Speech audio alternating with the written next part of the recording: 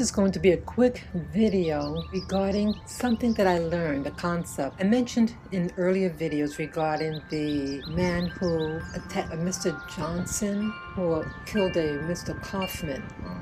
And he said it was because he was afraid of black men messing around with white women. And so I was just watching this video with this man making points about human nature, who we are spiritually. And one thing that popped in my mind as he spoke was about fear.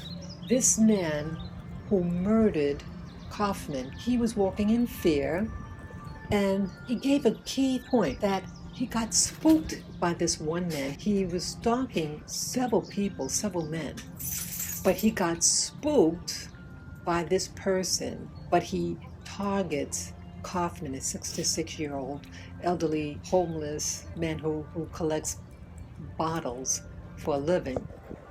But the key thing is this, and it's for all races, all groups, all genders. This information, it could save your life. And I need to also get this in my head. But the key thing was this: he got spooked. Now the article did not say what spooked him, but my intuition is telling me was that he got scared of a strong black man, a confident looking black man.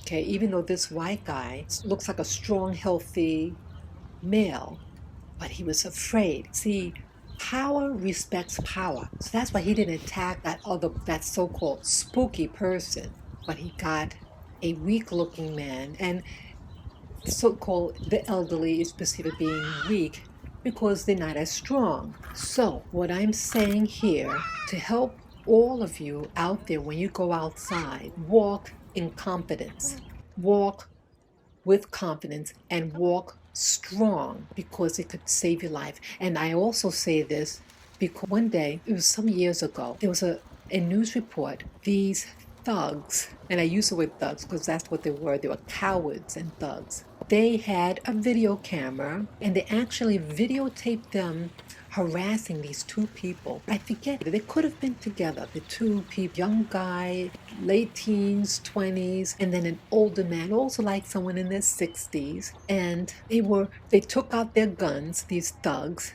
and they were harassing them. And they're both obviously afraid and understandably fearful, but the younger one kind of showed more courage, or more like standing on his own, and then he ran, while the older guy was crippled in fear, and it was him that they targeted. And when they beat him on the ground and they started laughing, this is all on videotape, they videotaped them beating him, and then they shot him and they laughed on camera, the thugs. So that incident is also reinforcing the idea about showing strength, and that even though those cowards with guns kind of backed off from the younger guy who showed some type of courage or challenge, but when you show no challenge, whatever, they feed on it. They feed on fear. Don't feed fear. Even if you are afraid, don't show it, and show some sign of courage. Stand your ground. And this includes people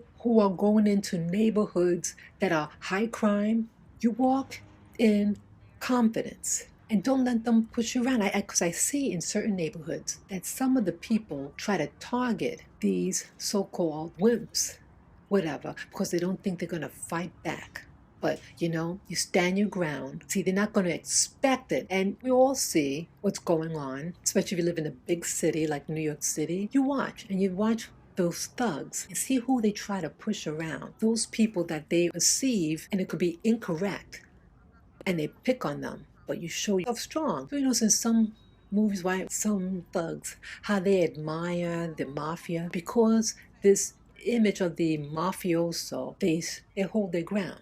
So-called strength respects that. That is a key for you to follow. Stand your ground, and if you can learn how to fight, even better. But even still, when you're walking out there, walk in confidence. And again, sometimes it's also good to avoid certain areas because you just want to get to A to Z and you don't want to get into any real conflicts. But if you do have to go into areas that is problematic for you, walk in confidence. Okay? So that's all I have to say. Bye-bye.